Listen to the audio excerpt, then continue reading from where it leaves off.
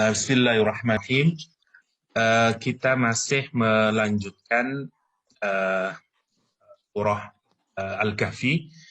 Kita insya Allah hari ini kalau selesai menyelesaikan 10 ayat yang pertama sekaligus masuk ke materi pertama tentang kisah Ashabul Kahfi. Sekali lagi hanya sekedar untuk mengingatkan ada 4 kisah yang menjadi inti dari surah Al-Kahfi, ya, cerita tentang 7 pemuda yang bersembunyi di gua, yang diselamatkan oleh Allah, ditidurkan sekian ratus tahun. Yang kedua tentang 2 tukang kebun. Yang ketiga tentang Musa dan alaihissalam dan Khidir. Yang keempat tentang Zulkarnain. Jadi ada 4 kisah. Saya mengulang sedikit materi kita biar tidak lupa. Kemarin memang poin-poinnya mungkin agak kesana kemari karena memang tidak, saya belum bikin yang bagus. Jadi kemarin kita selesai di ayat yang pertama sampai ayat yang ketiga. Ya. Poinnya yang pertama, Allah menurunkan Al-Quran kepada Nabi Muhammad. Dan ini merupakan hal yang paling terbesar karunia yang diberikan kepada kita. Karena itu kita mengucapkan hamdalah yang berisi pujian sekaligus ungkapan terima kasih kita kepada Allah SWT. Setelah itu dilanjutkan dengan karakter Al-Quran itu sendiri yang digambarkan oleh Allah dengan 2 kata, iwajan, tidak bengkok, dan qayyiman, tegak lurus. Ya.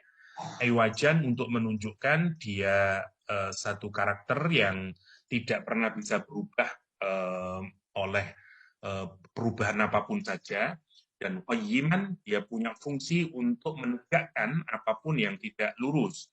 Misalnya dia mengkoreksi kitab-kitab terdahulu dan seterusnya. Jadi Quran sampai yaumul kiamah dia tidak akan pernah mengalami 2 ini. Iwajan atau bengkok, ya, ada kekurangan yang tidak dijamin oleh Allah Subhanahu wa taala. 1 iwajan, 2 qayyiman. Ini sekali lagi 2 karakter ini diungkapkan karena tema surat Al-Kahfi berkenaan dengan fitnah di masa depan. Nah, untuk menghadapi fitnah, kebingungan seperti hari ini misalnya, kita butuh sesuatu yang solid, sesuatu yang kokoh. Ya. Hari ini semua orang jadi bingung, kenapa? Karena simpang siur.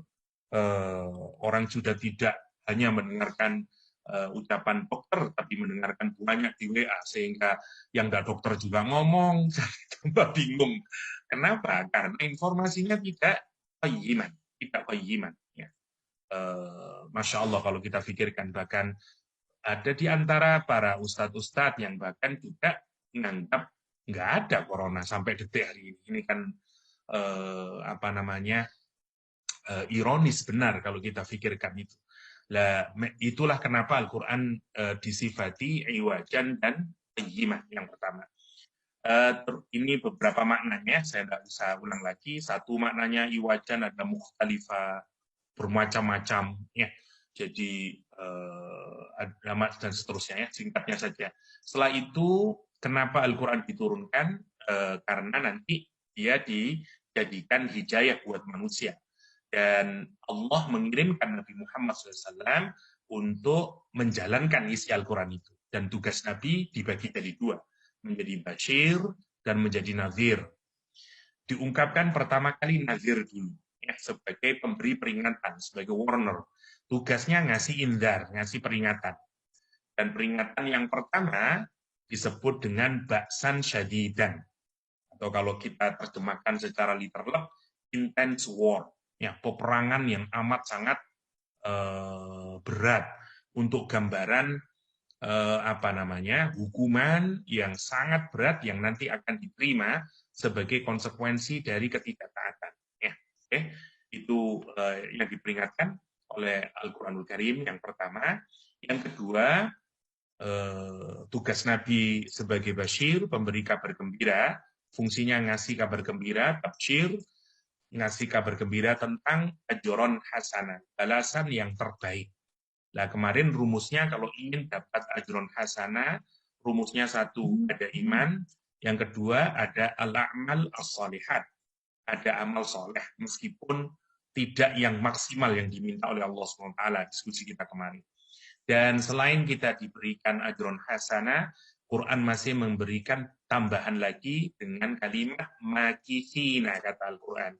Makithina, kita akan tinggal selama-lamanya di dalam surga sambil terus mengantisipasi dan menunggu nikmat berikutnya, karena nikmatnya tidak pernah berhenti.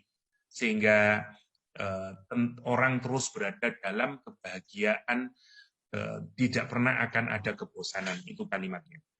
Sekarang kita masuk ke ayat yang keempat. Wa yunzirul ladzina qalu takhadallahu walada ma lahum bihi min ilmin wala li abaihim kaburat kalimatan takhruju min afwahihim yaquluna illa kadiba. Yang pertama, kalimat inzar muncul lagi, wa yunzir muncul lagi seperti di ayat yang tadi. Kalau kita perhatikan di ayat yang kedua ada kalimat yungzir juga. Ya, jadi Nabi di sini tabsyirnya, kabar gembiranya sekali, yaitu kalimat yubashir, tapi memberi peringatannya diungkapkan dua kali. Satu yungzir di ayat yang kedua, dan di ayat yang keempat, yunzir lagi. Nah, ini menarik. Apa perbedaannya? Yang pertama, warning yang pertama itu bersifat umum. Ya, jadi yang diperingati akan adanya intense war, diperingati tentang siksaan yang amat sangat berat, sampai di gambarannya itu seperti perang yang amat sangat. Ya, seperti kemarin kita mendiskusikan ya, gambaran kesengsaraan atau apa namanya, hukuman itu diawali dari kalimat yang dipakai Al-Qur'an kemarin adalah ba'sa, dharra, baru hinal ba'as. Kalau masih ingat ada 3 level ya. Yang pertama misalnya gambarannya seperti orang yang mau perang, buat kampung mau perang. Kalau sudah nutup rumahnya, berita-berita sudah semakin mencekam, namanya ba'sa. Kalau sudah mulai ada suara meriam misalnya, atau mulai ada tembakan 1-2, namanya dharra. Tapi kalau sudah clash, benar-benar sekarang dipukul, dibunuh, ditusuk, namanya ba'san. Nah, Quran itu menggunakan hukuman nanti, ya, diperingatkan tentang hukuman yang amat sangat mengerikan itu dengan memilih level ketiga, yaitu ba'san. Tidak cukup dengan ba'san, masih ditambahi jadidan. Ini betapa ngerinya sebenarnya. Ya. Kalau kita masih mengingat kemarin itu ada 3 tingkatan, ba'sa, dharra, sama hinal ba's, kata Al-Quranul Karim. Ya, gambaran kengerian yang bisa ditampilkan untuk agar kita ini bisa memfigur atau menggambarkan rasa kengerian tersebut. Ya. Nah, ketika Allah memperingati dengan peringatan yang pertama itu, tujuannya takmin, tujuannya untuk semua manusia, mukmin, kafir, semuanya. Okay? Tetapi ketika Allah menjelaskan kabar gembira, itu khusus untuk orang mukmin. Wa yubasyiral mu'minin kalimatnya. Okay? Jadi khusus, begitu ba'san syadidun umum, terus yang ajrun hasanan itu spesifik hanya untuk orang mukmin. Nah, sekarang yang warning yang kedua ini, second warningnya itu juga spesifik. Jadi kalau kita melihat susunan itu menarik, universal, habis itu spesifik, itu polanya. Jadi yang ajrun hasanah sudah spesifik ke orang mukmin, sekarang yang juga spesifik. Yang pertama diadres secara keseluruhan. Kenapa? Karena memang Quran untuk semua manusia, bukan hanya untuk orang Arab. Karena itu kalimatnya liungzirul ladzi yang pertama ya, untuk semuanya. Tapi sekarang jauh lebih spesifik. Kenapa? Karena Quran mau kontekstual. Ya, pada saat itu yang adresnya pertama ke seluruh manusia, sekarang kepada orang-orang yang sebenarnya sudah punya keyakinan keagamaan, tapi mereka merusak keyakinan keagamaannya itu, yang disebut Al-Quran nanti dengan alladzina takhadallahu walada. Mari kita lihat. Jadi second warning yang kedua ini, peringatan yang kedua ditujukan kepada kelompok yang khusus sekarang, yaitu orang yang punya agama lah, katakanlah, sudah punya agama sebelumnya. Dan untuk memperingati orang-orang qalu yang berkata ittakhadallahu walada. Ya, mereka ini berkata bahwa Allah itu mengambil anak. Ya, mengambil anak. Oke. saya ingin melihat yang pertama kata ittakhadha. Gini ya, fungsi tak dalam bahasa Arab jadi menarik. Bahasa Arab itu saya tidak mau teknis, hanya sekedar untuk menggampangkan dulu. Sebenarnya bahasa Arab itu dari kata kerja, mudahnya dulu ya, ada perbedaan di kalangan para ahli bahasa, tapi yang mudah ada yang menyatakan awalnya terdiri 3 huruf muakata itu. Nah, misalnya kata ittakhadha, awalnya cuma 3, akhadha. Berarti ditambahi huruf tak di situ. Nah, menariknya dalam bahasa Arab, huruf yang lebih dari 3, berarti dia tambahan sesuatu. Seperti kita kayak sisipan, imbuhan, akhiran, kayak begitu. Nah, kalau ada tambahan, itu pasti akan merubah makna. Gitu. Misalnya, qatala, misalnya. Qatala artinya membunuh. Karena ada 3 huruf, of, ta, sama lam. Tapi kalau kita tambahi misalnya dengan tambahan tak lagi menjadi qatala, taknya menjadi 2. Maka maknanya membunuhnya bukan sekali, membunuh berkali-kali. Itu maksudnya. Jadi tambahan tak itu menghasilkan makna berkali-kali. Itu maksudnya. Nah, itu uniknya bahasa Arab. Yang seringkali kalau kita terjemahkan itu tidak muncul biasanya dalam terjemahan. Oke, tambahan tak itu di dalamnya mengandung makna ada usaha, ada kerja yang tidak mudah, namanya ittakhadha. Kalau tambahan tak, contoh misalnya ayat yang kita hafal, laha makasabat wa alaiha maktasabat. Nah, contoh misalnya laha makasabat wa alaiha sebenarnya tulisannya gini, iktasabat. Nah, gini sebenarnya. Yang pertama, sebenarnya dia terdiri dari 3 huruf, kaf, sin, sama ba. Taknya ini untuk perempuan, karena bahasa Arab itu gender language, maka dia ngikutin, kalau perempuan, dia perempuan. Sebenarnya dia 3 huruf, kaf, sin, sama ba. Tapi yang di sini, lihat perbedaannya, di sini ditambahi tak, iktasabat. Ya, ditambahi tak di situ. Nah, maksudnya begini, laha bagimu, apa saja, kalau kamu melakukan perbuatan yang baik, kasaba itu bekerja sebenarnya, atau beramal. Kalau kamu melakukan perbuatan yang baik, maka pahalanya pasti akan diberikan oleh Allah SWT. Tapi kalau kamu melakukan perbuatan yang buruk, kamu juga akan mendapatkan balasannya. Yang menarik, ketika menyebut balasan baik dan buruk, kalimatnya sama. Cuman beda yang di sini dikasih tak. Yang sini tidak dikasih tak. Nah, ini indahnya bahasa Arab. Maksudnya begini, sebenarnya kalau kita melakukan amal yang baik, itu tidak berat. Itu maksudnya. Karena itu sesuai dengan hati kita. Sesuai dengan ruhani kita. Tapi kalau orang melakukan perbuatan yang tidak baik, maksiat, itu dia sebenarnya butuh usaha, capek dia sebenarnya, dan seterusnya. Jadi Quran itu menunjukkan sebenarnya yang natural pada manusia itu beramal soleh. Yang tidak natural itu, yang dia harus menunjukkan effort, punya usaha, itu yang melakukan perbuatan maksiat. Itu poinnya. Dia justru kalau melakukan perbuatan maksiat, itu justru membutuhkan usaha yang lebih. Monggo dipikirkan. Mungkin sementara orang akan berpikir, Ustaz, kan tidak, lagunya Rhoma Irama itu kenapa yang enak-enak kok dilarang? Loh, maksiat jadi gampang sebenarnya. Itu kalau melakukan sekali. Lakuin terus. Nggak ada orang addicted kepada alkohol. Awalnya senang, tapi terus lihat apa yang dilakukan. Dia, Masya Allah, ya, takutnya dia. Seperti penyanyinya siapa? Kanan, ya. Penyanyi muda yang dulu tenggelam dalam judi misalnya. Sekarang kata dia, kalaupun judi 2000 aja dia sudah tidak mau, misalnya. Karena tahu semuanya. Waktu orang awal selingkuh, wah, kasabat. Begitu ketahuan, kasabat. Dan seterusnya. Itu indahnya Al-Quranul Karim. Ya, saya tidak mau teknis, tapi hanya ingin agar kita itu senang melihat indahnya Al-Quranul Karim. Ya, Quran menggunakan ittakhadha, bukan akhadha. Untuk menunjukkan tidak natural. Wong Allah kok dikasih anak, itu kalimat yang dipilih. Ini begini maksud saya. Ini kalau bukan Al-Quran, kalau misalnya orang Arab sekalipun, itu nggak mikir sampai sejauh itu menggunakan kata kerja.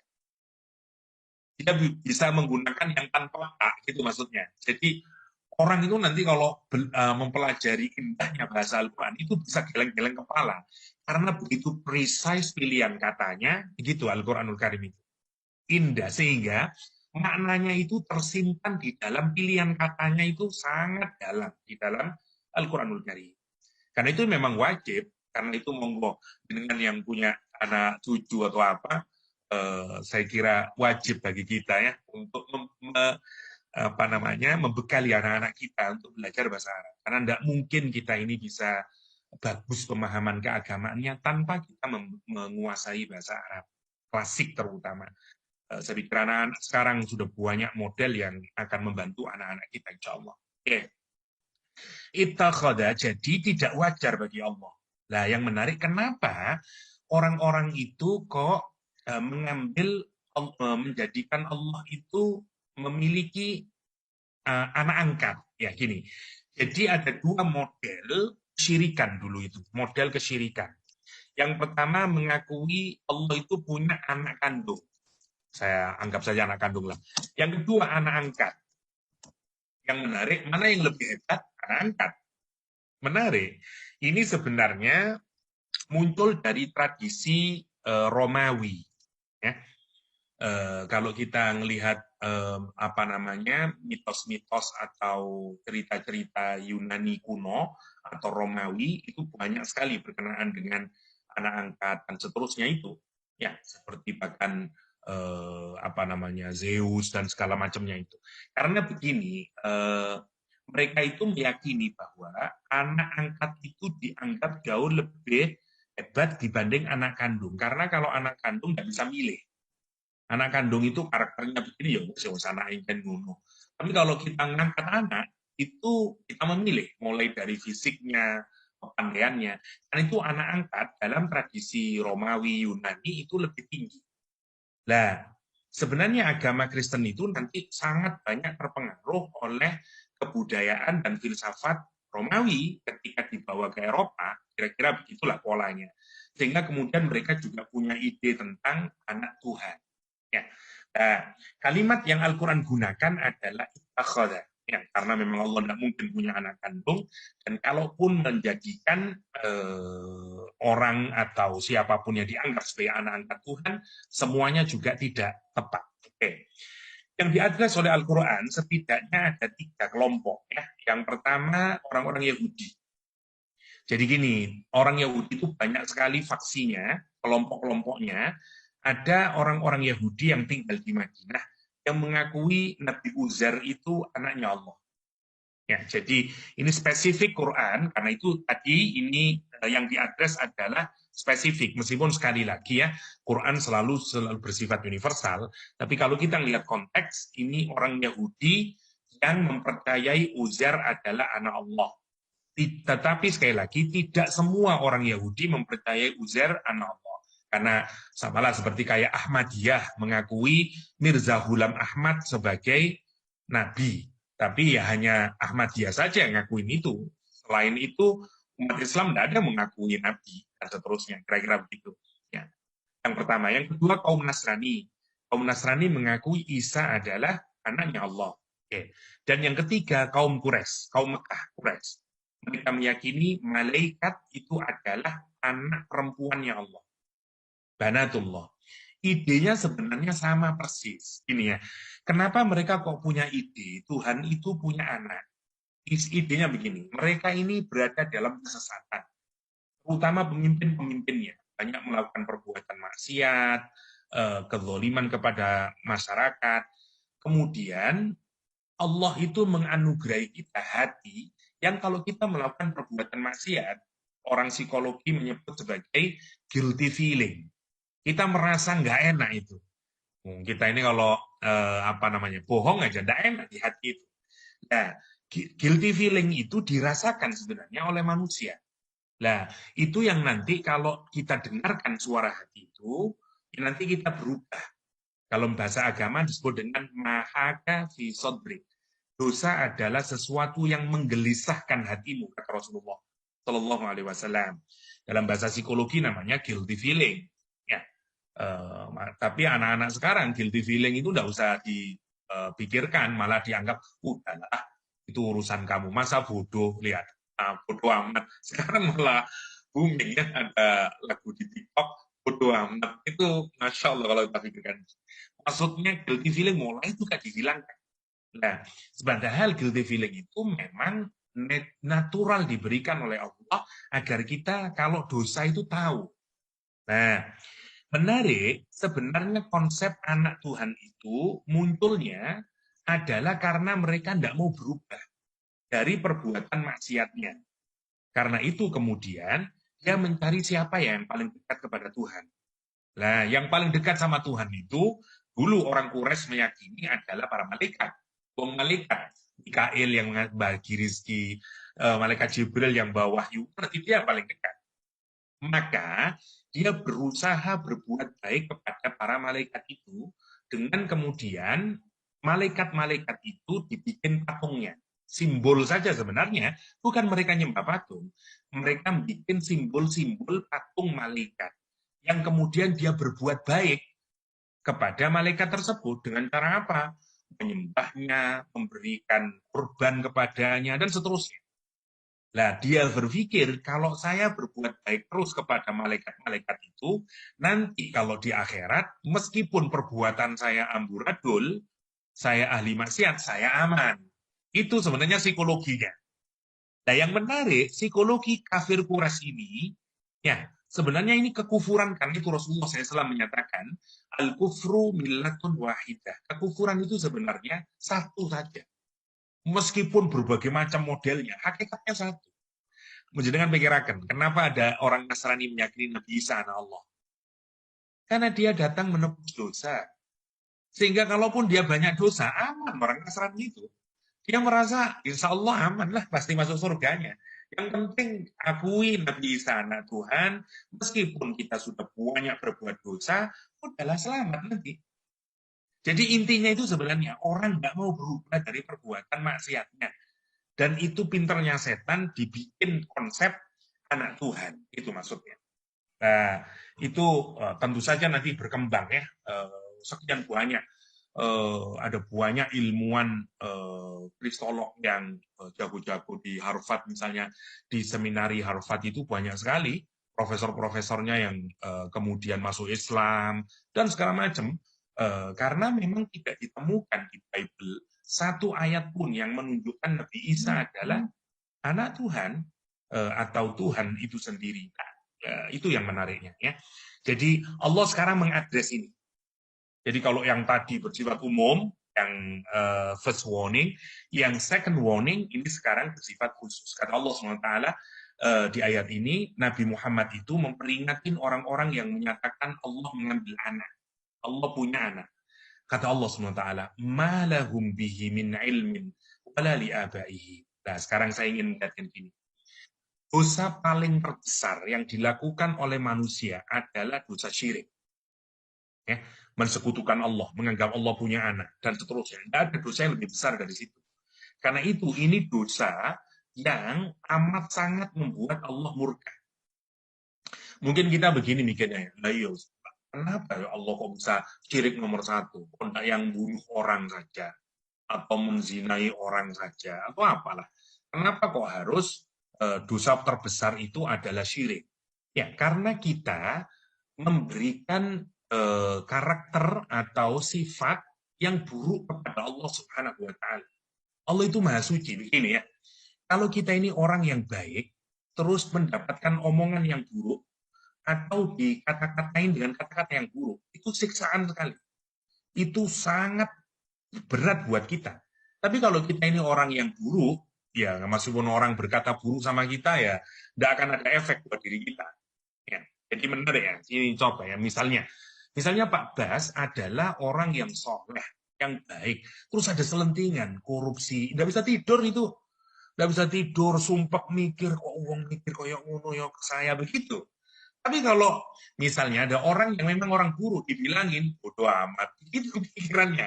Dia nggak akan pernah punya kepedulian dengan itu. Apalagi ditambahi dengan gaya-gaya anak sekarang. Ya. Udah nggak usah pikirin, be yourself, dan seterusnya, dan seterusnya. Nah, sekarang bayangin, Allah Subhanahu wa Ta'ala, zat yang maha suci, terus dikata-katain, kita simpulkan atau kita alamatkan dengan karakter dan hal-hal yang tidak semestinya. Itu tidak ada amarah Allah yang lebih berat daripada kemurkaannya kepada orang yang melakukan perbuatan syirik kepada Allah Subhanahu wa Ta'ala. Karena itu lihat, malahum, ini menarik direnungkan. Orang Arab itu kalau bikin kata tidak, itu banyak. Bisa laisa, bisa ma, bisa la. Kalau bersifat umum lah, la ilaha illallah misalnya. Tetapi kalau respon terhadap pertanyaan, pakainya laisa. Misalnya, lah itu bukannya yang anu itu, misalnya. Laisa, lah jawabannya laisa. Ya, kalau dari pertanyaan. Tapi kalau respon terhadap klaim, waduh orang ini corona itu bukan virus, tidak ada corona itu. Ini namanya klaim. Orang bikin klaim. Terus kita marah. Waduh, goblok awakmu itu. Nah, jawabnya itu adalah ma. Nah, itu caranya dalam bahasa Arab. Jadi, kalau kita mau merespon terhadap klaim yang salah, dan kita menghabisi klaim seorang itu, dan menyatakan tidak, omongan kamu itu salah total. Namanya ma dalam bahasa Arab. Ya, Quran menggunakan ma di sini. Jadi ungkapan ma ini menunjukkan apa? Kemarahannya Allah SWT, menggambarkan apa namanya refutation, penolakan atas klaim yang mereka klaim bahwa Allah punya anak. Allah malahum, kata Allah SWT, malahum bihi min ilmi. Nah, sebenarnya kalimatnya itu nggak usah pakai min. Malahum bihi, tiada bagi mereka bihi, tentang Allah, ya tentang pengetahuannya tentang Allah, ilmu. Tapi dikasih min, bagian dari ilmu saja. Maksudnya begini, oh niku ndak duwe ilmu belas-belas so. Makanya itu. Lah min itu menunjukkan apa? Di sini saya tulis min itu namanya min zaidah. Fungsinya kalau dalam bahasa Inggris at all whatsoever. Saking nggak ada sama sekali. Ini saking apanya? Orang menyangka, wah ini menarik ya. Kita kalau dengerin, saya dulu pernah berguru salah satu ada saya punya profesor yang menjadi agak tinggi lah dalam Katolik itu, dan seterusnya. Dan dia sendiri itu sebenarnya tidak mengakui bahwa Yesus itu anak Tuhan. Yang itu membuat shock buat saya. Maksud saya, wow, ini bayangkan ini orang yang sudah lama di dunia Katolik, sudah doktor, sudah lama di gereja, sampai salah satu kandidat kardinal dalam Katolik ini sudah sangat tinggi. Tapi waktu ngajar di kelas ya bilang, sebenarnya saya juga tidak percaya. Ini kan lucu kalau kita pikirkan itu. Nah, saya sebagai itu mendengarkan itu seakan tidak percaya, tapi memang itu kenyataannya. Jadi benar, meskipun kalau kita lihat bagaimana mereka menjelaskan teologi Kristen dengan pendekatan filsafat dan segala macamnya, Allah kemudian menyatakan, klaim kamu, filsafat kamu yang bicara tentang Tuhan, bicara bahwa Allah itu begini, kata Allah, malah kamu itu nggak punya ilmu sama sekali. Seperti kayak misalnya Pak Bas dengerin orang di warung kopi bicara tentang corona. Ngalor ngidul, ora karuan, ngeklaim tanah sini, terus saking mangkle, terus ngomong-ngomong, brus kabeh. Itu namanya malaku. Itu poinnya itu. Jadi ini bukan ungkapan biasa sebenarnya. Ini ungkapan penolakan, ungkapan amarah, karena mereka menyatakan sesuatu yang tidak senonoh kepada Allah SWT. Malahum, dan itu yang membuat dia tidak mau menerima Nabi Muhammad, tidak mau menerima Al-Quranul Karim, salah satunya, karena mereka meyakini tadi itu. Malahum bi min ilmin, kata Al-Quranul Karim. Mereka sama sekali, sampai shock. Yang kedua, fungsi min ini adalah untuk shock. Saking, Masya Allah, iso. Ya. Saya aja yang nggak ngerti kedokteran, dengerin Ustadz atau dia yang menyatakan, tidak ada corona. ini wah, masjid masjid harus tetap gini-gini dengan alasan ini. Saya tidak tahu kenapa, oh no, shocking kita mendengarkannya itu. Apalagi orang yang punya ilmu tentang virus itu tambah, aduh, keplek, gila, ini. Itu fungsi min itu begitu dalam bahasa Arab. Nah, fungsi min di sini ini. Jadi fungsinya untuk menghadirkan shock, fungsinya untuk menghadirkan juga punya ilmu sama sekali. Itu maksudnya Allah SWT. Malahum bihi min ilmin. Termasuk juga wala li'abaihim. Termasuk juga bapak-bapakmu. Ya, dan semua generasi ke depannya. Ya, dan kalau kita lihat dari mana orang Arab pada saat itu mendapatkan ide tentang anak sampai ya dari orang Romawi. Sampai seakan-akan Allah nanti ini kata ahum ini maksudnya semuanya, bapak-bapakmu, generasi sampai kapanpun, termasuk juga pengaruh-pengaruh pemikiran, mau dari Persia, mau dari Romawi, semuanya itu nggak tahu sebenarnya tentang Allah. Itu semuanya hanyalah sekedar perakiraan mereka dan seterusnya. Ya, saya kemarin kayaknya saya dengerin apa namanya gereja setan wawancaranya jadi produser dengan siapa itu keleng-keleng saya masya Allah ya.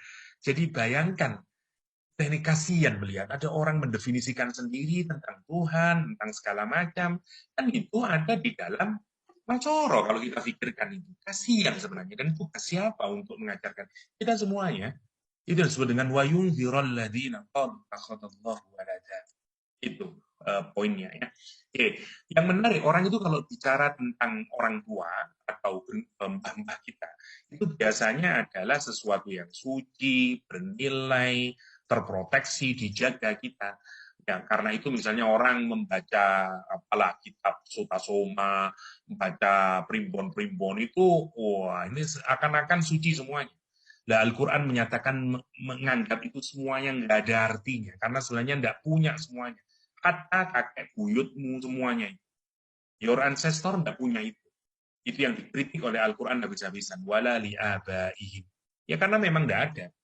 Dulu ada Nabi Ibrahim alaihissalam, Nabi Ismail. Tapi setelah itu hilang semuanya dan tidak ada lagi. Yang mereka tidak punya wala li'abaihim. Kaburat kalimatan takhruju min afwahihim. Kaburat kalimatan.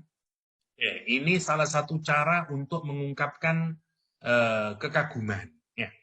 Jadi sama kayak misalnya kalau dalam apa namanya, wow, misalnya orang Indonesia ngomongnya wow, ayune misalnya. Jadi wow itu adalah ungkapan ketakjuban. Kalau dalam bahasa Arab bisa dikasih depannya ma misalnya, ma apa misalnya, atau dikasih kalimat besar, misalnya dikasih cantik, misalnya ma'ajmala. Kalau besar, apa namanya, dikasih kata kabiro. Nah, kalimat asalnya itu sebenarnya kabiro. Ini kabiro. Nah, dibentuk, sekarang dirubah fungsinya seperti tadi, menjadi kaburo. Ya. Kaburo itu menghasilkan makna yang permanen. Jadi, sama seperti gampangannya seperti kayak cantik dan cuantik kayak gini. Jadi kabiro ke kaburo itu menghasilkan dua makna, jadi permanen ya, dan jadi di dalamnya. Jadi ini bukan sesuatu yang besar, tapi sesuatu yang besar, kaburot maksudnya begitu. Kebohongan yang sangat bohong, ya maksudnya begitu. Jadi besar dan berat itu kaburo, ya besar dan berat. Ini saking besarnya, saking beratnya kalimat tersebut. Kaburat kalimatan takhruju min afwahihim. Kaburat kalimatan takhruju min afwahihim. Saya tulis di sini, jadi dari kabiro ke kaburo mengandung makna permanen dan inherent di dalamnya. Sehingga memang, ini bukan kalimat biasa. Yang mereka ucapkan itu mengandung sesuatu yang berat, sesuatu yang besar. Apa? Ini kalimat yang sangat berat, kalimat yang sangat besar, kata Allah SWT. Kaburat kalimatan, takhruju min afwahim, keluar begitu saja dari mulut-mulut mereka, karena mereka tidak berpikir. Seakan-akan, ya seperti tadi itu, seperti para dokter mendengarkan omongan di WA, di segala macam, ngomong apa, itu asal jeplak ae. Nah, itu takhruju min afwahi. Tapi yang diomongkan bukan sesuatu yang kecil, ini sesuatu yang besar, kaburat kalimat, dan kalimat mereka ini sangat besar dan sangat berat karena ittakhadallahu walada gitu. Iyaquluna illa kadziba. Sama sekali yang mereka ucapkan itu tidak lain tidak bukan hanyalah kadziba, kedustaan saja. Kata Allah Subhanahu wa taala. Ini silakan nanti diteliti ya.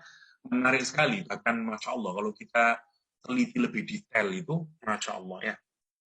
Misalnya ya, ada satu buku yang menarik dikarang oleh orang India abad ke-13 lah, yang dia belajar bahasa Ibrani dulu untuk meneliti tentang siapa sih sebenarnya yang disembelih.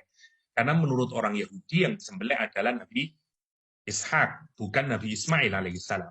Tapi sampai detik hari ini kalau kita baca Bible katakanlah, janganlah yang Yahudi. Ya, Bible saja itu menarik. Ada menyatakan itu Nabi Ibrahim terus membawa Nabi Ishak, ya, terus berkata kepada pembantunya, berkata, aku mau pergi. Ya. Dan nanti ketika kami kembali, kata dia. Padahal dia katanya mau pergi beribadah. Padahal ini adalah menyembelih. Yang menarik kalimat berikutnya itu dia menyatakan, nanti ketika kami kembali.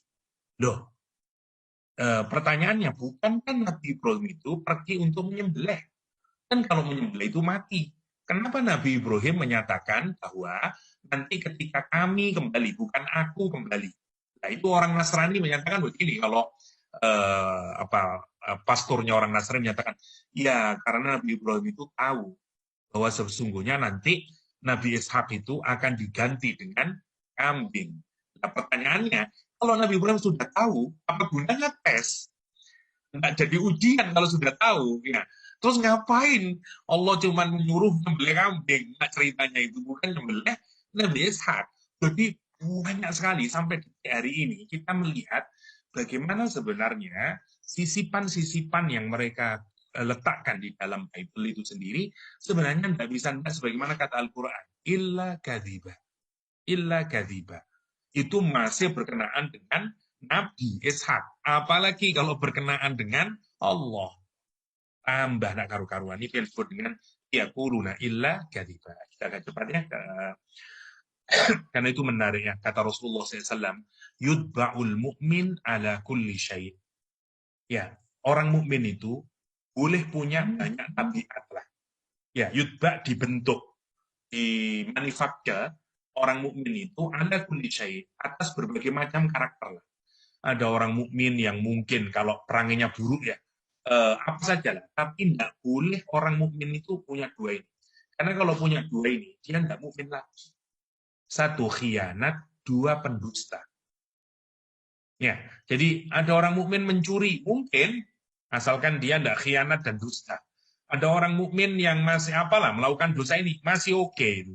Sepanjang dia tidak khianat dan dusta. Sampai-sampai Rasul menyatakan, dua ini tidak mungkin bersanding dengan keimanan. Itu poinnya itu. Orang yang dusta terus, khianat terus, itu tidak bisa bersanding dengan keimanan. Ya, yudba'ul mu'min ala kulli syai' illa al-khiyanah wal kadhib. Wal kadhib. Dan hati-hati karena kalau sudah dusta sekali terus menerus nanti.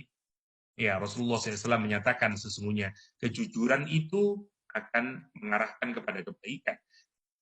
Kebaikan itu menunjukkan kepada surga. Dan orang kalau sudah jujur, nanti dia akan digelari dan tidak bisa, dia akan terus orang akan menyebut dia sebagai orang yang jujur. Dusta satu, dia akan mengarahkan kepada perbuatan yang maksiat, perbuatan yang fujur. Nanti kefujurannya maksiat, perbuatan ketidaktaatan itu akan menuju kepada neraka. Ya, untuk nunjukin bahayanya dusta, karena ada domino efek itu. Ada efek domino dari dusta yang dilakukan seseorang. Karena akan terus begitu. Dan tidak mungkin orang itu beriman akan terus berdusta. Itu poinnya ya. Sekarang kita lanjutin. Ini yang paling juicy yang membuat kita nanti tercenung ya kalau kita mikir betapa Rasulullah SAW itu cintanya buat kita. Kata Allah SWT, fala'allaka khi'un nafsaka ala atharihim. Sekarang udah selesai ya.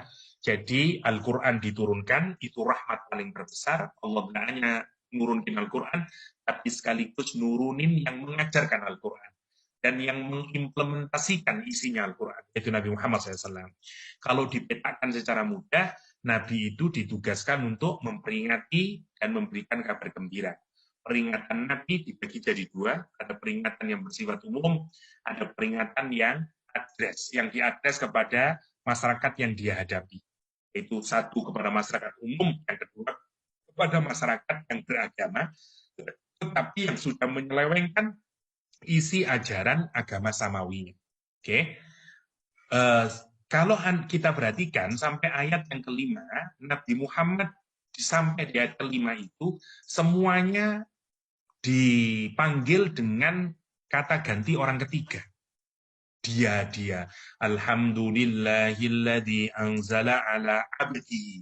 Segala puji bagi Allah yang menurunkan kepada hambanya. Hamba orang kata ganti ketiga. Ya, semuanya ketiga. Tiba-tiba di ayat yang ke-6, dianya diganti oleh Allah dengan kamu.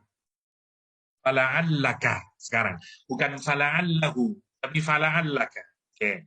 Dalam tradisi Al-Quran ini namanya iltifat. Ya, perubahan itu. Jadi perubahan kata ganti dari dia ke kamu, perubahan topik misalnya tiba-tiba habis bicara tentang Nabi Musa, ganti bicara ini. Kalau kita baca isinya Al-Quranul Karim surah, ya. Atau kadang-kadang dari masa lalu ke masa yang depan, itu namanya iltifat. Dulu orang tidak terlalu menghargai iltifat itu atau perubahan itu. Kenapa ya Allah kok tiba-tiba berubah dari dia ke kamu, dari masa lalu ke masa yang akan datang, terus topik kadang-kadang tiba-tiba berubah. Nah, sekarang kita yang menikmati perfilman, kita yang nonton film, ternyata iltifat itu sangat penting. Kita ini kalau nonton film, itu menarik. Nonton misalnya apalah, Jet Li misalnya, wah perang dulu, habis itu 10 tahun yang lalu. Nah, namanya iltifat. Kan menarik sebenarnya. Semua sineas kalau kita perhatikan, itu banyak yang mempelajari berdasarkan kitab-kitab suci. Masa yang lalu, Bible, apa. Ya, itu sebenarnya belajar dari mana? Dari cara Al-Quran, dari cara kitab suci, mengungkapkannya. Kita kalau nonton film-film film anak-anak yang terkenal lah, seperti Lion King, seperti apa namanya, seperti Kung Fu Panda, persis ceritanya Nabi Musa, persis ceritanya Nabi Adam, cuman diformat saja sebenarnya. Masya Allah kalau kita pikirkan itu, persis mirip, sama. Ya, Simba, ya, Lion King itu sama, itu persis ceritanya Nabi Musa alaihissalam gitu. Dan seterusnya. Ya. Simba lari karena dan seterusnya itu persis ada iltifat di sana. Oke. Nah, fungsi iltifat itu penting. Fungsi iltifat itu ada macam-macam nanti fungsinya untuk mendekatkan, ya, kadang-kadang untuk menjauhkan. Kalau Allah ingin berbicara, dia tidak menunjukkan kedekatan karena bicara dengan orang yang ahli maksiat atau apa. Tidak pernah menggunakan kamu. Karena kamu itu dekat. Sementara dia itu jauh. Ya, ulaika humul kafirun. Mereka itulah orang-orang yang kafir. Kalimatnya itu bukan antum, tapi ulaik humul kafirun. Dia itulah, mereka semuanya itulah. Itu ada Al-Quran Karim. Nah, sekarang kata K ini menunjukkan apa? Jadi kalau kita baca Quran itu menarik. Hanya dengan menggunakan K, di dalamnya mengandung apa? Allah ngelem-ngelem, ngedem-ngedemi Nabi Muhammad SAW. Ya, kita ini kalau ngedemi pasti ngalamin ibu saya aja kalau dulu saya masih ingat kecil itu ya. Kalau dia sudah sambil nangis, kalau misalnya apalah saya jatuh, manggilnya terus le, ojo ngono le. Le itu menjadi ungkapan kasih sayang yang menarik kalau kita menekan. Ya. Jadi sama, jadi kalau Allah menggunakan kata kamu itu menunjukkan kedekatannya. Lah, kenapa Allah menyatakan sekarang? Nabi Muhammad itu diutus. Ya, sekarang kita lihat posisinya dulu ya untuk memahaminya. Nabi Muhammad, Nabi terakhir. Oke, Nabi terakhir. diutus untuk seluruh umat manusia. Nah, bukan hanya untuk masanya saja, tapi seluruh umat. Sampai Nabi Muhammad mati, nanti sudah wafat, seluruhnya itu masih umatnya Nabi Muhammad SAW. Dan karena itu, butuh Nabi Muhammad menyampaikan pesan ini. Kenapa? Karena kalau pesannya tidak sampai, dan tidak akan ada yang menerima. Terus yang dibikin Nabi Muhammad, gimana nasibnya sampai umat saya yaumul kiamat? Wow, itu kita mikir, waduh, berat sekali tanggung jawabnya Nabi Muhammad SAW. Berat sekali kalau kita mikirin, karena dia harus menyampaikan, dan message-nya itu harus bisa diterima, minimal harus ada orang yang menerima. Karena kalau menerima nanti akan di-passing through. Akan terus, generasi demi generasi, sampai yang kiamat. Tapi kalau tidak ada, mereka tetap menolak. Terus bagaimana terus? Tugas saya bagaimana? Padahal saya ini nabinya untuk seluruh umat. Dan ada nabi lagi yang mengkoreksi, nah kan ada. Oke lah Nabi Musa katakanlah gagal, tidak apa-apalah. Nanti kan ada Isa, misalnya. Nabi Isa gagal katakanlah, nanti kan masih ada Nabi Muhammad, masih oke. Ya, tapi kalau Nabi Muhammad gagal, siapa yang akan membimbing umat ini? Gak ada lagi. Itu poinnya, nomor satu. Nah, karena itu Nabi Muhammad mengambil tugas ini bukan sekedar biasa saja. Ini tugas yang amat sangat berat, nomor satu. Yang kedua, yang nomor satu. Yang kedua sekarang, Nabi Muhammad itu berhadapan dengan masyarakat yang super keras kalau kita bayangin. Ya, menolak Nabi Muhammad, memusuhi Nabi Muhammad, ngatain Nabi Muhammad, tidak benar dan segala macamnya. Ini tentu akan punya efek buat diri Nabi Muhammad SAW. Sebagaimana kita membahas di surat Yasin kemarin. Inna kalaminal mursalin. Karena itu ini disebut dengan tasliyah. Ngerem-ngerem kepada Nabi Muhammad. Nah, sekarang kita lihat apa yang dilakukan Nabi Muhammad SAW dengan dakwahnya ini. Fala allaka, ini fa-nya ini menarik. Oke, sebentar saya gini ya. Zamannya Nabi Muhammad atau zaman kita ini ada 3 perubahan. Ya, jadi kalau kita melihat 3 perubahan pada diri kita, pada peradaban kita ini menarik untuk kita pikirkan. Karena dulu itu, jadi perubahan itu perubahan fokus ya, perubahan fokus. Kalau dulu konsentrasi itu kepada Tuhan, kemudian diganti sekarang, jadi ini, yang pertama kepada Tuhan, terus kepada universe, ya, kepada makhluk, katakanlah, ya, kepada alam. Oke, itu fokus yang pertama, perubahannya.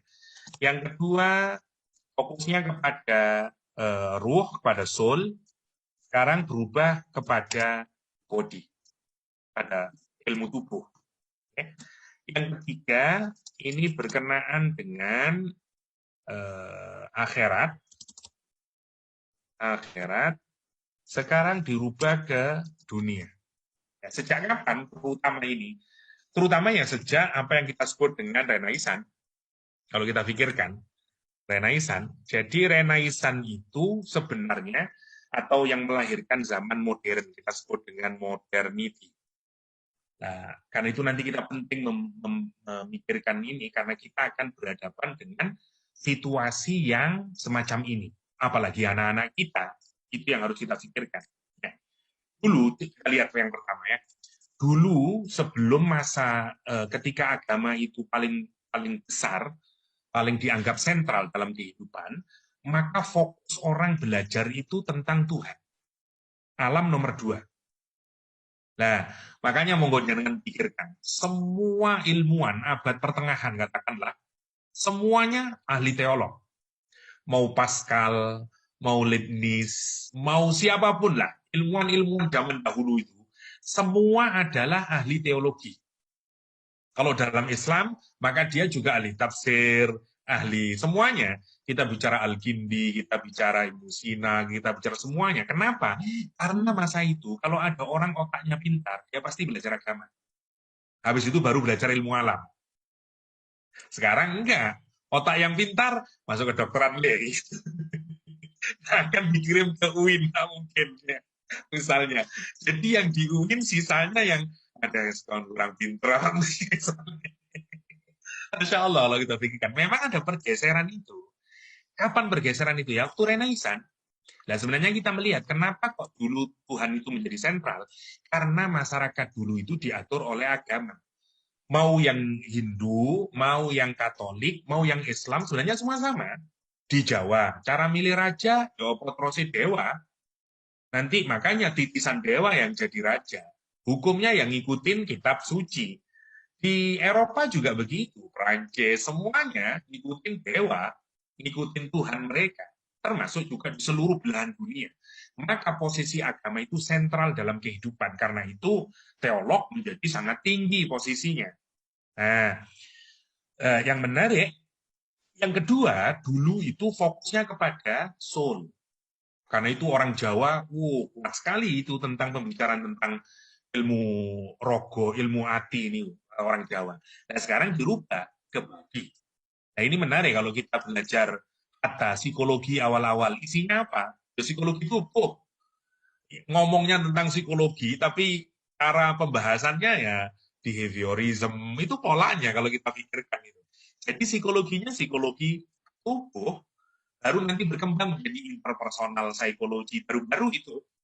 Tapi sejak awalnya psikologi ya, memahami cinta aja adalah itu zat kimia yang ada pada otak begitu, nggak ada, nggak bicara psyche, nggak bicara soul pada manusia. Nah, akhirat sudah tidak jadi penting lagi. Karena itu dia fokusnya di dunia, bagaimana mensejahterakan dunia, bagaimana orang sudah tidak berpikir bagaimana mensejahterakan akhirat. Sekarang bayangin, kita saja yang masih alhamdulillah sebagai orang beriman, tapi kita sudah berada pada jenis peradaban yang semacam ini. Dan kita tidak bisa mengelak dari situ, kita hidup dengan di situ. Karena itu kuat sekali pengaruhnya. Apalagi terus anak-anak kita. Memang alhamdulillah sekarang sudah ada pergeseran dari modernity kepada postmodernity. Memang alhamdulillah sekarang mulai ada pergeseran memang. Misalnya sekarang teologi menjadi bergairah lagi. Dan seterusnya. Ilmu tentang soul sekarang bergairah. Kan itu sekarang sudah ada perkawinan, tasawuf dengan psikologi misalnya. Dan seterusnya, dan seterusnya.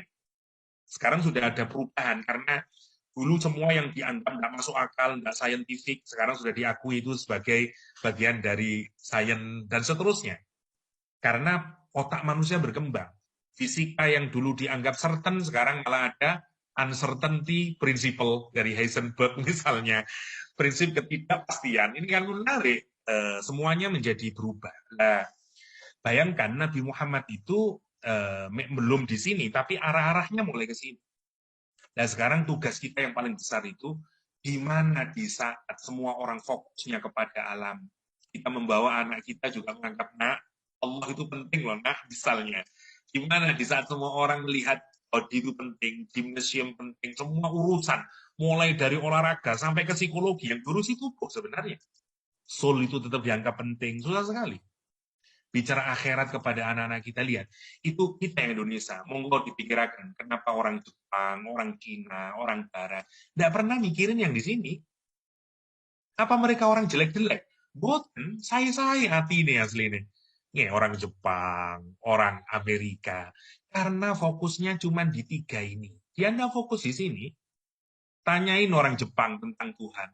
Namanya aja tidak tahu dia. Memang ada Tuhan. Dia tidak menjadi penting itu. Seperti ustadz yang tidak mau belajar IPA, kira-kira, alah opo itu. Udah dia pikir bendino belajar agama saja, karena dia nggak nganggap itu penting, kira-kira begitulah. Masya Allah kalau kita pikirkannya.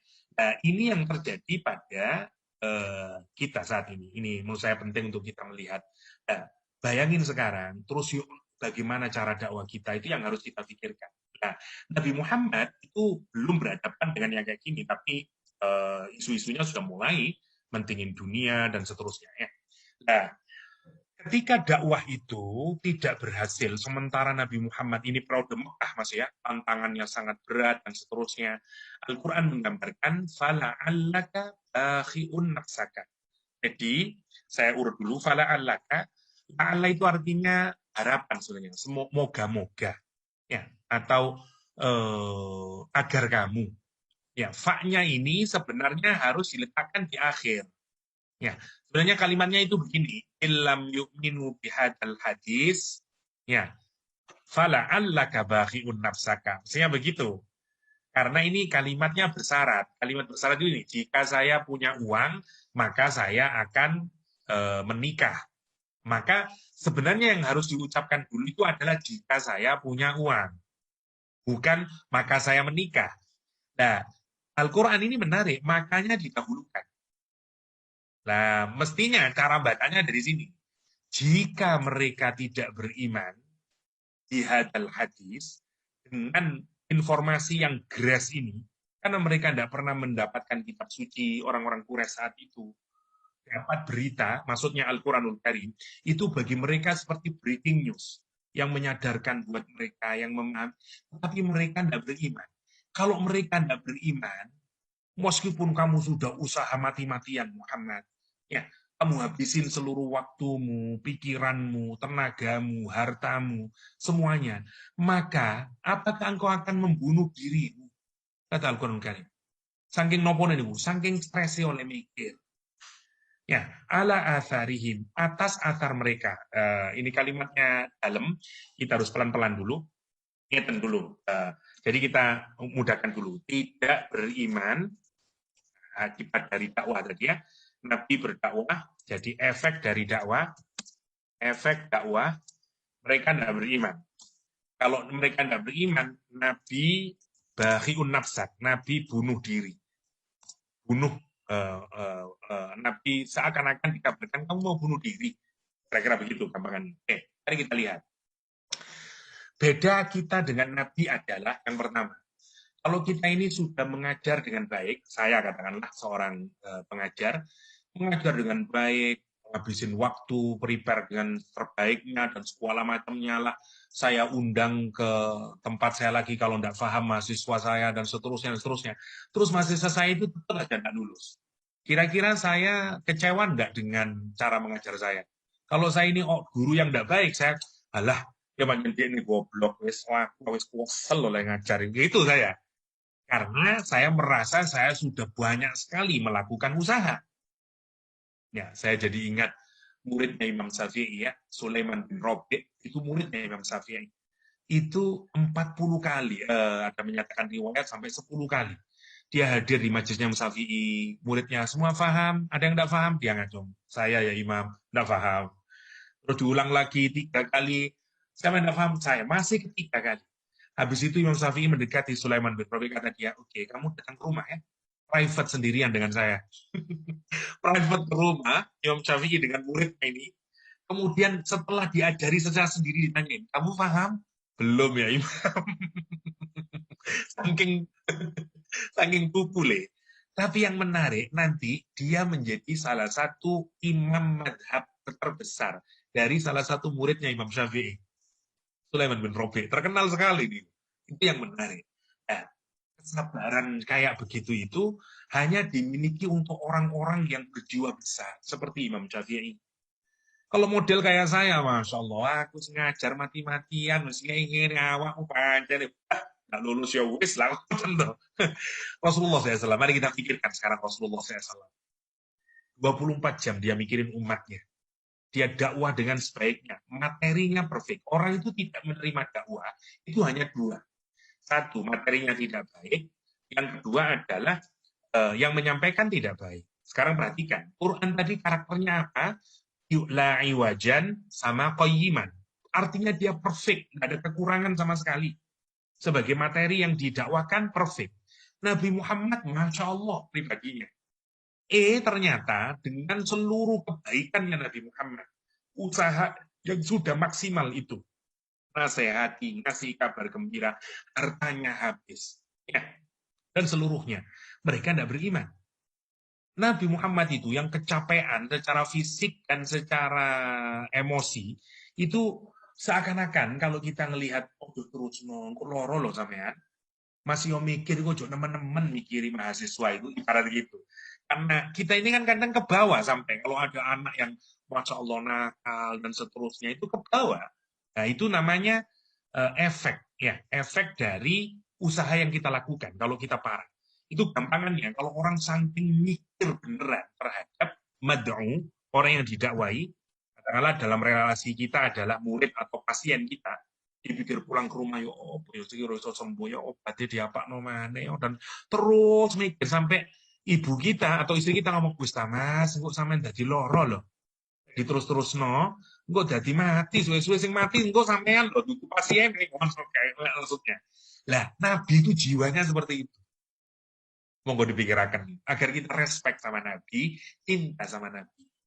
Mikirnya Nabi kepada kita agar kita itu beriman, itu mikirnya seakan-akan kata Allah SWT, fala'alaka opo kon karep iku kate membunuh dirimu sendiri sampai mbok pikir terus sampai menguasai menghabiskan waktumu, menghabiskan semuanya sampai kamu tidak mikirin semuanya sampai seakan-akan kalimatnya itu khiun nafsaka ya, bahiun nafsaka. Itu kalimat yang sangat ekstrim sebenarnya. Kenapa Quran tidak menggunakan qatilu nafsak? Itu kalimat yang sangat ekstrim. Ya, karena untuk menggambarkan nemeni kanjeng Nabi oleh memikirkan kita semuanya. Yang menarik ada kalimat juzi di sini. Ala atharihi. Atas asar mereka. Asar niku lek nggawa labet. Jadi kalau ada orang berjalan di pasir, gurun pasir, itu kan tapak kakinya ngecap. Namanya asar. Ya, sudah masuk ke dalam bahasa Jawa sebenarnya. Asar itu pundi misalnya, asar labete. Sisanya, bekasnya maksudnya. Nah, ini kalimatnya begini misalnya ya. Ini gambaran figuratif sebenarnya. Kalau misalnya kita nasehatin apa namanya orang itu harus hati-hati karena corona dan seterusnya. Dia mentengkelek, nggak peduli, nggak pernah jaga prokes, kena COVID beneran. Terus mati satu keluarga. Terus kita dokternya datang ke rumahnya. Terus ngelihat sisa-sisa yang ada di rumahnya. Masya Allah semuanya sekarang sudah menjadi sisa semuanya. Terus kita sedih. Kon pancene kok ndak nurut tak kandani. Ya, misalnya itu adik kita. Gambarkanlah itu adik kita. Ya. Terus kita datang ke rumahnya. Terus mikir aku lah wis ngandani, kejet-kejet sekarang wongi. Itu namanya akar. Dari apa? Dari peringatan yang dulu. Tetapi asar itu kapan? Setelah hilang gambarannya itu. Seperti kayak beginilah. Saya ngajar, saya peringatin kamu sekolah yang benar, gini-gini nanti tidak lulus loh. Ternyata benar, dia tidak lulus semuanya. Akhirnya, terus saya datang setelah dia meninggalkan kos-kosannya, tidak lulus. Terus saya lihat, ya Allah, buku ini tumpuan anaknya, tapi tidak pernah dibaca. Seakan aku. Namanya asar begitu itu. Nah, sekarang kalau kita pikirkan, bukankah saat Nabi Muhammad berdakwah, orang-orang Quraisy belum mati, mereka masih hidup, tapi Allah menggambarkan dengan kalimat ala atharihim, bekas mereka. Ibaratnya Nabi berdakwah, terus mereka menolak, dan akibat konsekuensi dari penolakannya itu namanya athar. Nah, orang yang sangat peduli dengan yang didakwahi, seperti misalnya saya misalnya mengajar, saya tahu kalau kamu tidak ngerjain UTS, kalau kamu tidak ngerjain itu, aduh, yes, kok kon kecewa ya, nangis kok nilai nggak lulus lagi. Itu namanya asar. Saya sudah bisa membayangkan akibat dari apa yang akan dia dapatkan. Namanya asar. Allah menyatakan, apakah karena kamu mikiri dampaknya itu? Mikiri dari peninggalan mereka itu. Mikirin dari akibat dari mereka tidak menerima dakwahmu itu. Sampai kamu itu bikin kamu sumpah, sedih. Masya Allah. Jadi Allah tahu kondisi batinnya Nabi Muhammad dan kemudian Allah ngedemi, ngerem-ngeremi. Muhammad, tugas kamu itu berdakwah. Urusan orang dapat hidayah, urusan. Tapi karena Nabi Muhammad itu sangat cinta kepada umatnya, apalagi ini bagian dari tanggung jawab sebagai Nabi untuk mendakwah, Nabi Muhammad itu saking pedulinya sama kita, gambarannya bahiun nafsaka. Allah ya. Mari kita pikirkan. Orang tua kita tidak seperti itu. Tingkat kepeduliannya mikirin nasib kita dunia dan akhirat. Karena itu hutang kita ini terlalu besar kepada Nabi Muhammad Sallallahu Alaihi Wasallam. Ya, karena beliau yang peduli sama kita, mikirin bagaimana kita bisa selamat dan seterusnya. Itu kalimatnya. Fala'allaka bakhi'un nafsaka ala atharihim illam yu'minu bihadal hadisi asafa. Kalau asafa itu rasa sedih atau rasa kecewa, sedih yang perlahan-lahan, makin membesar, makin membesar, makin membesar, namanya asa. Dan kalau kita sudah sangat sedih, terus saking pedihnya, jadi ungkapan kalau dalam bahasa Arab. Ya asafa, kalau orang Arab. Aduh, wis lah, wis modar kabeh, wis modar. Namanya ya asaf dalam bahasa Arab. Illam yu'minu bihadal hadisi asafa. Ini sangat indah menurut saya ayat ini untuk sebagai renungan kita. Ya. Fala'allaka bakhi'un nafsaka ala atharihim illam yu'minu bihadal hadisi asafa. Ada yang lain yang saya jelaskan di sini? Enggak ada, ini sudah sama. Maknanya qatilu nafsak, membunuh dirimu, atau al-mutahassir al-asif, atau orang yang meratap, orang yang sedih, Nabi Muhammad SAW. Ya. Ala atharihim, akibat dari kekufurannya, bekas-bekas kekufurannya, ya, dan seterusnya ya. Itu sama hazanan, sama. Oke, kita lanjutkan sampai ayat 10 biar selesai ini poin yang pertama. Inna ja'alna ma'alal ardi zinatan laha linabluwahum ayyuhum ahsanu amala. Sesungguhnya kami jadikan apa saja di atas bumi ini zinah, ya, enjoyment, ya, kesenangan yang kamu bisa nikmati, namanya zinah. Ya, memang menyenangkan, tapi semuanya itu oleh Allah SWT untuk apa? Ya, linabluwahum ayyuhum ahsanu amala. Dulu sudah pernah kita bahas ya waktu di dereng. Jadi sekarang kita hidup di dunia.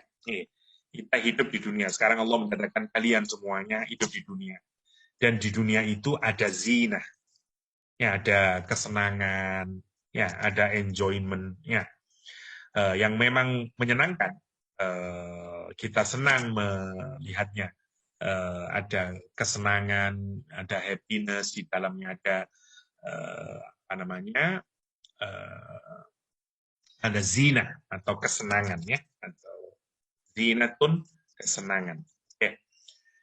Memang dunia itu menyenangkan, tapi bukan untuk bersenang-senang, ya, karena fungsinya adalah linabluwahum, untuk balak, kata Al-Quran Karim, atau untuk tes kalau kita mudahkan, untuk tes. Tesnya untuk apa? Tujuannya adalah ahsanu amala, amalnya yang baik. Kalimatnya digunakan ahsan amal, ahsan amala, ahsanu amala kalimatnya. Jadi ini pedoman kita hidup di dunia. Jadi sekarang setelah Allah jelasin hidup di dunia itu ada Al-Quran, ada Nabi Muhammad, sudah dikasih tahu sekarang, kalau kamu hidup dengan Al-Quranul Karim, kamu akan mendapatkan, jadi kalau kita singkatnya ya, jadi hidup itu kalau dengan Al-Quran, maka akan mendapatkan ajron hasanah, ya, atau surga, tapi kalau hidup tanpa Al-Quran, ya, nanti akan, apalagi kalau menggunakan yang tidak benar, aturan-aturan yang tidak benar, maka dia akan mendapatkan ba'san syadidan, kata Al-Quran tadi. Ba'san syadidan. Oke. Jadi kalau mau disimpulkan ya, hiduplah dengan Al-Quran, nanti akan dapat ajron hasanah. Kalau hidup tidak sesuai dengan nilai-nilai dalam Al-Quran, apalagi sampai di akhirat nanti, dia akan mendapatkan ba'san syadidan, hukuman yang sangat berat, atau intense war tadi. Dan sekarang Allah menjelaskan karakter hidup di dunia itu. Karakter hidup di dunia itu kita dihadapkan pada kesenangan. Dan kesenangan itu bukan untuk kita nikmati, karena ada resikonya. Memang menyenangkan, tapi hati-hati. Ya, jangan digunakan sampai kebablasan, melupakan kamu sama tujuan utama, dan seterusnya. Karena Allah menyatakan bahwa dunia itu adalah darul bala. Dan sekarang dikontraskan ya, kalau balak, dikasih zina, mestinya kalau balak yang nggak senang. Ya, kalau nggak senang, nggak balak, ya namanya. Memang dikasih begitu. Ya. Jadi ada kalimat yang benar ya, dunia itu, kalau kata para ulama, disebut dengan darul bala. Ya, tempat kita mendapatkan ujian. Tapi akhirat disebut dengan darul jaza. Ya, tempat mendapatkan balasan. Ya, ini tempat kita dites, yang di atas adalah tempat kita mendapatkan balasan dari Allah Subhanahu wa Ta'ala. Oke, kembali lagi ke sini. Jadi tujuannya ini menarik. Dunia itu adalah adalah tes. Nah, karena dites, maka siapa yang sukses adalah orang yang amalnya makin ahsan. Ya, saya ingin lihat ahsan ya. Ahsan itu dari kata hasuna, ya. Jadi hasan dari kata hasan, kalau menjadi kata sifat artinya bagus. Kalau ahsan itu menjadi komparatif namanya, atau isim tafdil namanya. Isim tafdil atau komparatif. Komparatif word. Ya. Kalau komparatif berarti menghasilkan makna lebih. Berarti menjadi lebih bagus. Nah, jadi poinnya sebenarnya, poin yang pentingnya itu adalah bukan kesempurnaan, bukan perfection. Nah, ini yang paling penting. Bukan kesempurnaan, akan tetapi yang dimaui oleh Allah adalah yang lebih baik. Lebih baik terus-menerus, atau dalam bahasanya betterment yang dimaui oleh Allah. Jadi, ini poin yang penting agar kita ini sukses di kehidupan dunia ini. Poinnya adalah bagaimana kita ini menjadi lebih baik. Ini dalam bahasa yang lain, betterment itu disebut dengan husnul khotimah. Oke, kita lihat dulu. Jadi kita hidup di dunia, ada zinah, terutama zinahnya berkenaan dengan apa? Yang pernah kita bahas itu ya.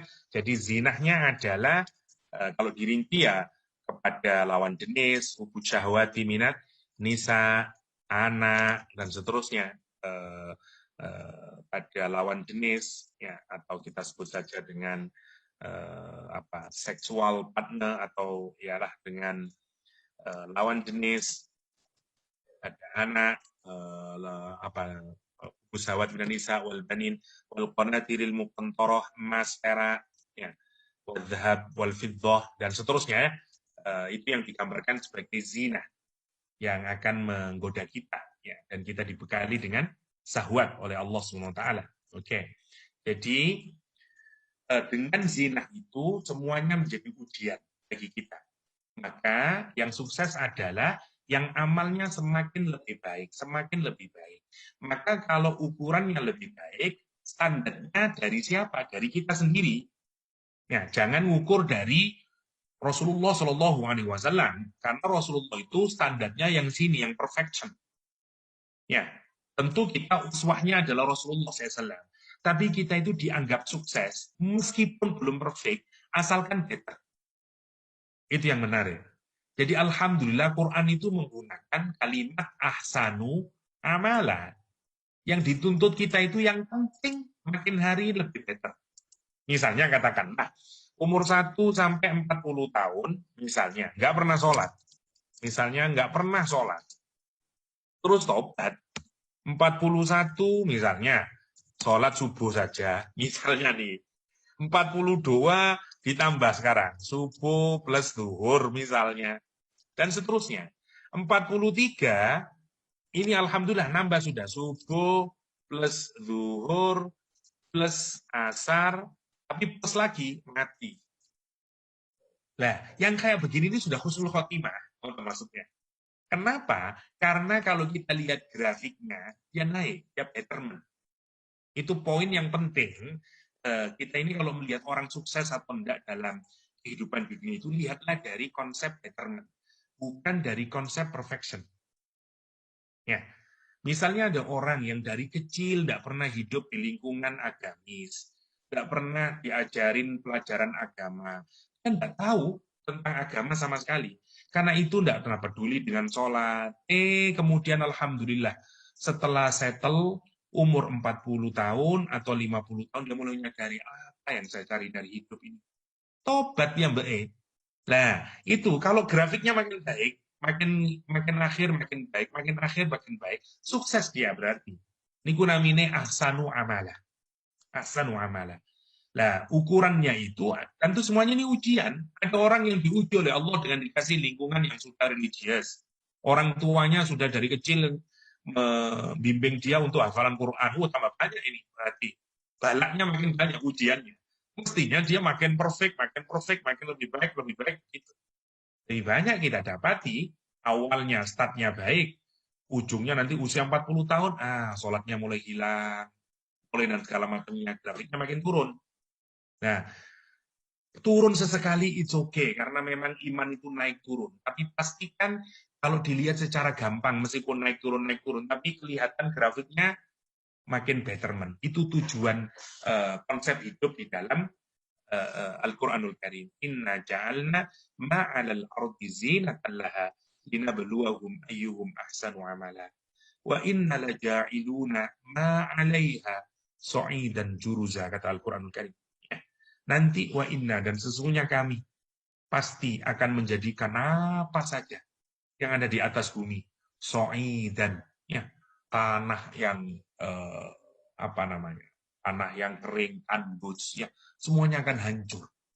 Ibaratnya semuanya akan musnah.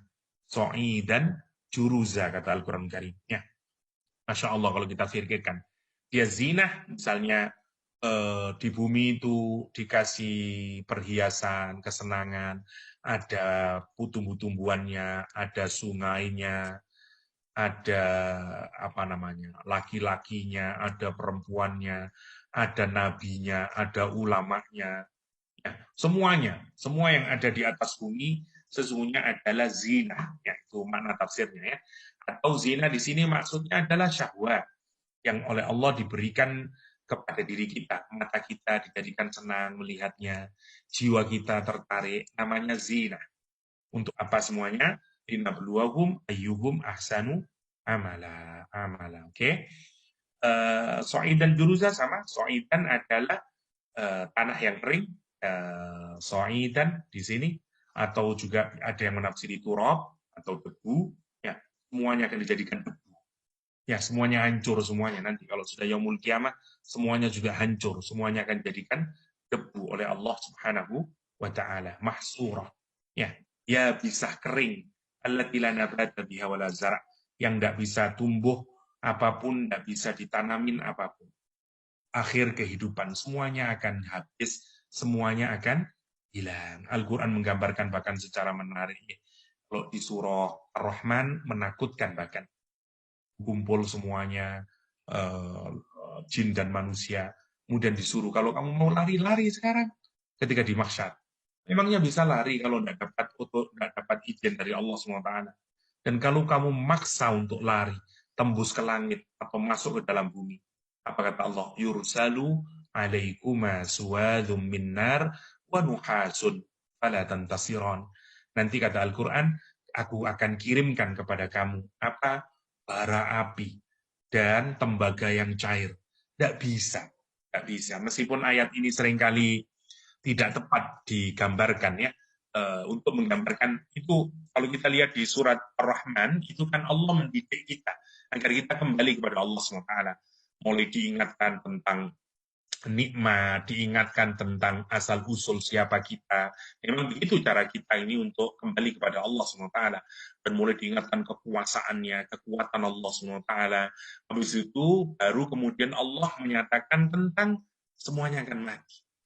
Luman alaiha fan, semuanya akan fana. Semua akan nanti akan, kalau sudah fana, kamu semuanya akan mati. Dan kalau mati tidak selesai, kamu akan bertemu dengan Allah mempertanggungjawabkan semuanya. Al-Quran menggambarkan sin itu, gambarannya itu. Ya, kita tidak sedang bahasa Rahman, tapi karena punya korelasi dengan so'i dan juruja, saya sedikit menggambarkannya agar kita ingat. Ini kerasnya hati manusia itu, kalau kita pikirkan, ya ada banyak cara Allah. Jadi kalau kita lihat sedikit saja di cara untuk ngingatin, kalau di surat Ar-Rahman, pertama diingatkan tentang nikmat, terus tentang asal-usul diri, habis itu diperingatin tentang kekuasaannya Allah, ya. Habis kekuasaan Allah dihasilin tentang fananya kita, fananya dunia ini. Kalau sudah fana, kita diingat tentang ketemunya kita dengan Allah, ya, meeting kita dengan Allah. Terus setelah meeting diberikan tentang neraka, siksa neraka. Nah, kalau kita lihat sekuennya, lihat. Orang itu kalau hatinya masih baik, untuk sadar cukup diingatkan nikmat. Kurang apa sih saya sama kamu, saya kasih ini, saya kasih ini, saya kasih ini. Ya, sepurane Pak, saya tak tobat. Nah, itu kalau hatinya masih baik. Kalau belum baik, diingatkan asal-usulnya. Kon sopo ini. Kenapa kamu bisa begitu? Itu memang kamu lupa. Siapa kamu itu? Asal-usul diri. Kalau ini tidak mempan, diingatkan dan kekuasaannya. Wah, Allah cerita tentang kekuasaannya nanti. Marojal bahroini al-takian, dan segala macamnya. Mulai diungkap sama aku perkasa. Kamu tak getes ya nanti ya, lama-lama ya. Misalnya, ini kekuasaan. Nanti kalau makin belum bisa taat lagi, Allah akan ngingatin dengan kamu semuanya akan mati.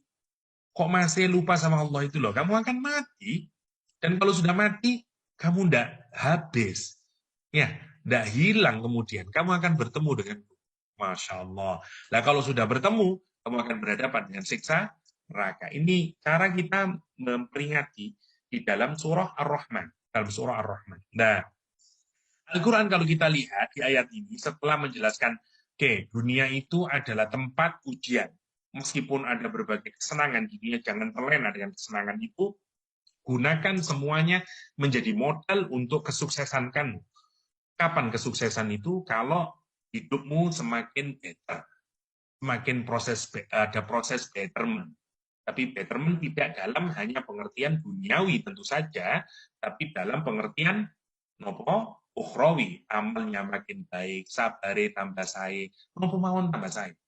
Kita sering melihat kayak begitu itu. Orang tua yang pulang dari haji, Masya Allah. Bahasa niki piyambak niku. Luwe kalem. Itu tanda orang yang baik. Tanda orang yang husnul khotimah. Nah, kita itu kepingin itu. Maksud saya, ahsanu amala itu gambarannya begitu. Nah, setelah itu Allah menyatakan, setelah ahsanu amala digambarkan tadi, Allah menyatakan nanti semua yang ada di bumi ini akan jadi debu, akan jadi tanah kering yang nggak bisa menumbuhkan apa-apa. Untuk gambarin apa? Fana. Ini langsung, jadi Allah ngingatin kita itu tidak nomor 1, 2, 3, langsung nomor 4. Levelnya itu 4. Karena dianggap memang sudah kronis itu, karena itu dianggap fana. Dianggap fana. Nanti kalau sudah makin parah lagi, diingatin meeting ini. Wah, insya Allah tambah parah itu. Ya ma'sarul jinni wal ins. Hei jin dan manusia. Ini statoktum antan fudu min aktori samawati wal ard. Kalau kamu mampu untuk menembus langit dan menembus bumi, lakukan fanfudu. Kata Allah, la tanfuduna illa bisultan. Kamu tidak akan bisa tembus, lari dariku, kecuali mendapatkan izin, dapat otoritas dariku. Tidak mungkin bisa. Ini set scene-nya adalah ketika jin dan manusia, seluruh umat manusia, terutama para kriminal, dikumpulkan jadi satu di mahsyar. Dan Allah menghardik semuanya dan menyatakan, hei jin, hei manusia. Karena orang itu kalau kriminal, dia takut, dia maunya keluar. Maunya keluar. Allah menyatakan, ayo, melayu saiki. Dan Allah menyatakan, kalau kamu tetap berusaha keluar, Allah. Ibaratnya kalau sekarang ada snipernya. Allah menyatakan, aku kirimkan kepadamu apa bara api dan tembaga yang mendidih. Masya Allah. Fala tantasiran, dan kamu tidak akan lagi bisa ditolong. Itu 10 ayat. Jadi kalau kita pikirkan, karena nanti yang ayat ke-9 dan 10 itu sudah bicara tentang Ashabul Kahfi. Jadi kalau dihafalkan, memang ini satu bahasan pertama ya, 8 ayat itu. Karena yang 9 nanti sampai ke berapa ayat, ke berapa saya lupa, itu nanti bicara tentang Ashabul Kahfi. Jadi kalau kita kaitkan sekarang, kenapa kata Rasulullah SAW, siapa yang menghafalkan 10 ayat pertama dari surat Al-Kahfi, itu diproteksi dari Dajjal, diproteksi dari tipuan-tipuan, diselamatkan dari fitnah akhir zaman. Kenapa? Karena kalau kita memahaminya, ternyata tidak bisa. Yang membuat saya tidak bisa ditipu, saya tidak kena fitnah adalah ketika saya berpegang kepada Al-Quran yang qayyim. Ya, saya tidak ngambil yang lain, saya yang qayyim, itu poinnya sebenarnya. Dan menyadari bahwa ujung kehidupan ini adalah kita akan semua musnah, akan kembali kepada Allah, dan tugas saya adalah beramal yang lebih baik, beramal yang lebih baik. Nah, itu kalau kita secara rasional, kenapa 10 ayat pertama itu menjadi benteng buat kita, karena itu menyadarkan kepada kita. Intinya sebenarnya, kalau mau kita bisa terlepas dari segala macam tipuan, bergantunglah kepada Al-Quranul Karim. Ya, pelajari isi Al-Quranul Karim. hiduplah dengan aturan-aturan dari nomor satu. Itu poinnya. Yang kedua, jalani hidup diingat. Hidup ini adalah ujian. Karena itu, jangan sampai lupa kalau kita sedang diuji. Tugas kita cuma satu, ahsanu amala. Itu menjadi jargon kita. Saya hidup hari ini harus lebih baik. Terus lebih baik, terus lebih baik. Itu poinnya.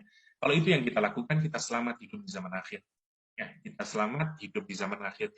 Jangan gunakan cara hidup yang lain. Lifestyle yang lain.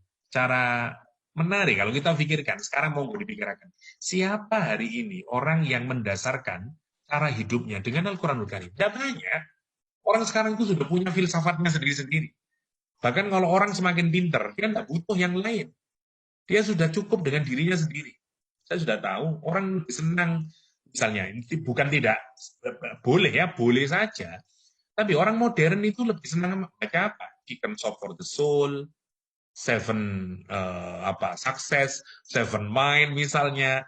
Wah, dia baca itu semuanya sebagai petunjuk untuk hidup. Tidak salah lagi-lagi ya, selama itu baik, monggo-monggo mawon. Tapi maksud saya adalah tidak banyak orang yang benar-benar mau mengkaji dari Al-Quranul Karim, terus sebenarnya mau disuruh apa sih saya sama Al-Quranul Karim, dan seterusnya.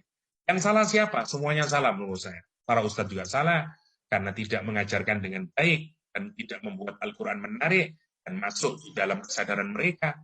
Padahal kalau kita pikirkan, kenapa Chicken Shop misalnya, atau Seven Habit-nya, atau siapa, kok laris manis kayak kacang goreng, misalnya. Ya karena dia bisa membahasakan dengan bahasa orang modern. Dan poinnya di situ sekarang. Kenapa anak-anak muda tidak tertarik dengan kajian Quran? Karena tidak nyambung bagi dia.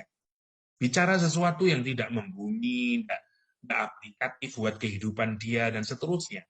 Itu yang saya rasakan waktu dealing saya dengan mahasiswa. Tapi kalau kita ajak mereka penjelasan yang rasional, mereka cinta dengan Al-Quranul Karim.